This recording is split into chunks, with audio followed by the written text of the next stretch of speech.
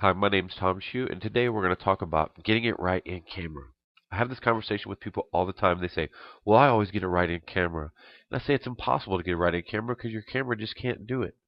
And they just look at me like I'm crazy. So I'm going to show you. Right here in front of you, you see a bunch of targets. A Lastalite, a Spider Cube, a Weibel, and a Color Checker Passport. In the Spider Cube, there's a black trap.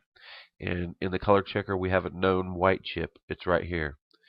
So we also have a 18% gray card, which is represented by 128 on a histogram.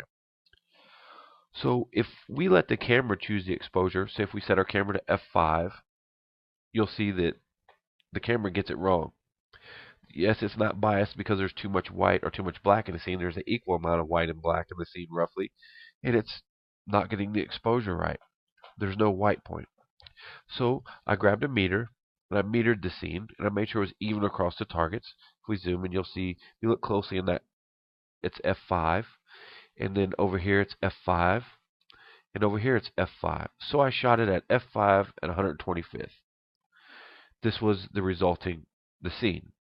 You can see that it split the difference. We still don't have a white point, and we still don't have a black point, but we're closer than we were with the histogram where the camera chose.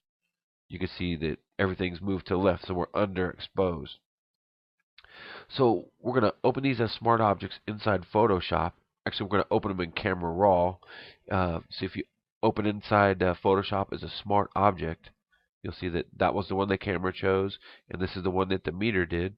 And if you double click this, it will open it in Camera Raw. Okay, so in Camera Raw, there's some tools that you can use to see what's going on with the exposure exactly. So if you come over here, there's a color sample tool.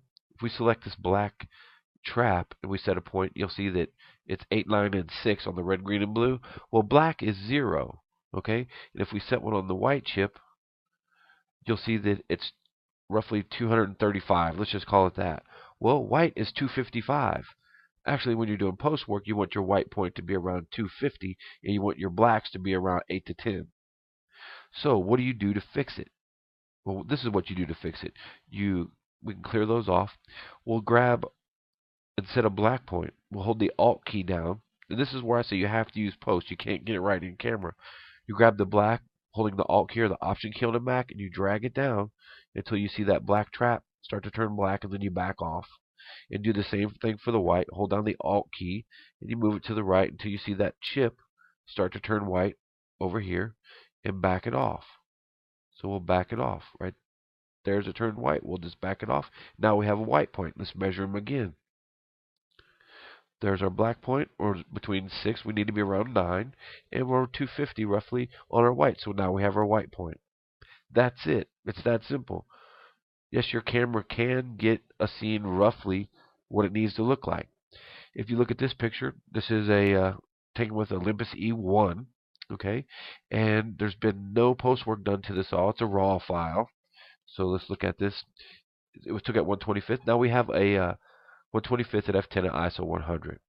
We have a black point because the background looks black and his skin tone looks right. So the exposure is right. See, exposure is subjective.